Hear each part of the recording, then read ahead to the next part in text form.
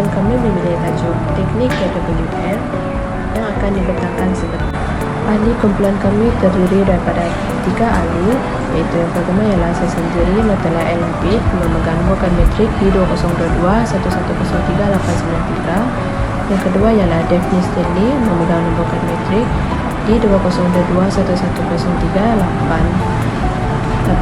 Dan yang terakhir ialah Camilla Skelly Anastasia Gindi, memegang nombor kad metrik D2022-1103-869. Isi kandungan yang akan kami bentangkan ialah yang pertama pengenalan terhadap teknik KWL, yang kedua ialah cara pengaplikasian teknik KWL dalam pengajaran dan pembelajaran, dan yang terakhir ialah penutup.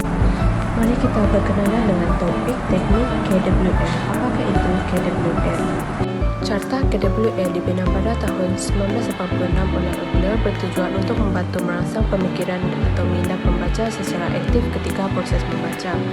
Model ini dikembangkan supaya dapat membantu guru ketika pelaksanaan proses pengajaran dan pembelajaran agar daya pengetahuan murid mengenai sesuatu topik dapat dipertingkatkan. Teknik KWL ini daripada 3 akronim, iaitu berbahasa Inggris. Yang pertama ialah K. K ialah know, apa yang saya tahu. W, what, apa yang saya ingin tahu. Dan L ialah learn, apa yang ingin saya pelajari. Mari kita berkenalan dengan teknik KWL berdasarkan jadual KWL ini. Yang pertama ialah huruf K. K bermaksud know, apa yang saya tahu. Pembaca bertanya kepada dirinya tentang perkara yang sudah diketahui tentang topik yang sedang dikaji. Huruf yang kedua ialah W, iaitu what, apa yang ingin saya tahu. Pembaca perlu berfikir secara analitikal, iaitu dengan bertanyakan soalan kepada diri sendiri berkenaan dengan topik yang dikaji. Yang terakhir ialah L, iaitu learn, apa yang saya pelajari. Pembaca boleh menggunakan teknik penyoalan 5W1H ketika bertanyakan soalan-soalan tersebut, iaitu what, apa, when, bila, where, di mana, why, mengapa, who, siapa, dan terakhir ialah how, bagaimana. Pembaca diberikan peluang untuk membuat refleksi mengenai perkara yang diketahui tentang topik yang sedang dikaji. Berdasarkan maklumat baharu yang diperolehi dan pengetahuan sedia ada mengenai topik yang dikaji, pembaca boleh menulis kesimpulan yang baharu mengenai topik tersebut. Terdapat beberapa kelebihan menggunakan teknik KWL. Yang pertama, membantu pembaca untuk membaca dengan lebih efektif. Yang kedua, menjelajahi topik yang dikaji daripada berbagai perspektif. Yang ketiga, pembaca dapat memahami topik yang dikaji dengan lebih mendalam. Yang keempat, pembaca dapat menulis kesimpulan baharu mengenai topik yang dikaji berdasarkan maklumat yang diperoleh serta pengetahuan sedia ada berkaitan dengan topik.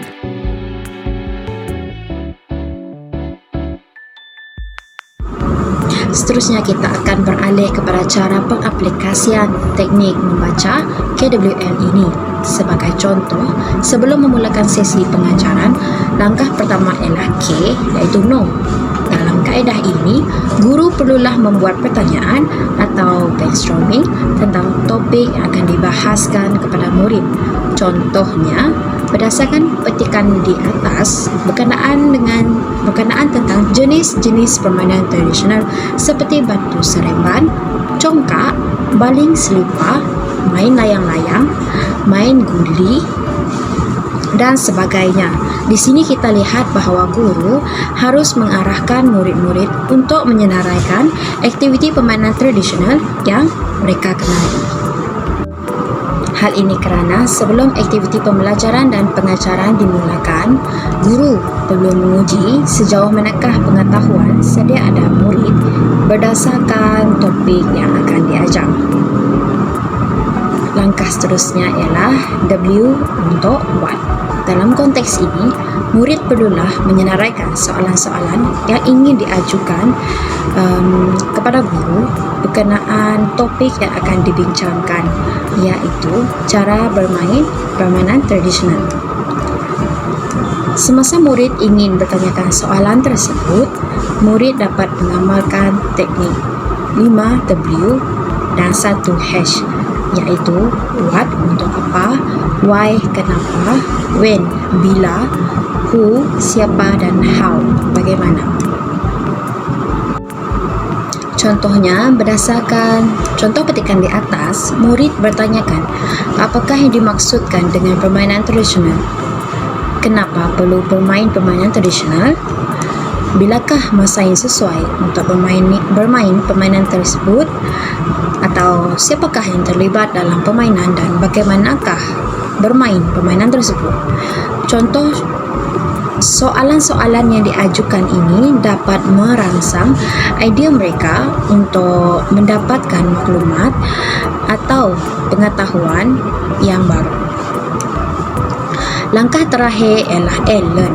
Dalam kaedah ini, murid dapat belajar sesuatu benda yang baharu daripada topik yang telah diajarkan oleh guru.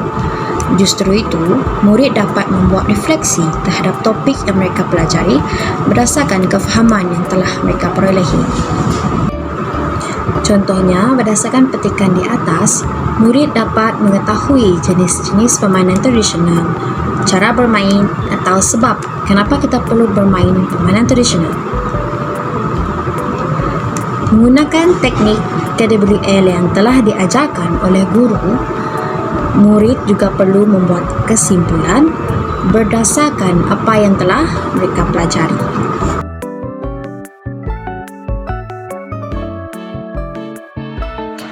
Kesimpulannya, teknik membaca KWL itu Know, Want to Know and Learn adalah sebuah teknik yang membantu pembaca untuk membantu pengetahuan pembaca sebelum, semasa dan setelah membaca sebuah teks.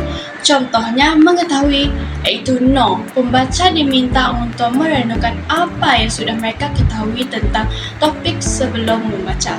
Ini membantu mereka mengaktifkan pengetahuan yang sudah ada, memberikan konteks untuk pembacaan yang akan datang dan membangun hubungan antara informasi baru dan yang sudah ada. Seterusnya, ingin mengetahui, iaitu want to know. Bahagian ini memungkinkan pembaca untuk mengenal pasti apa yang ingin mereka pelajari lebih lanjut tentang topik tersebut.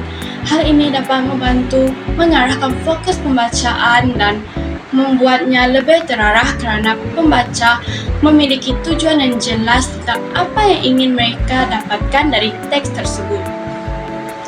Selain itu, ialah belajar, iaitu learn. Setelah membaca, pembaca diminta untuk merenungkan apa yang telah mereka pelajari dari teks tersebut.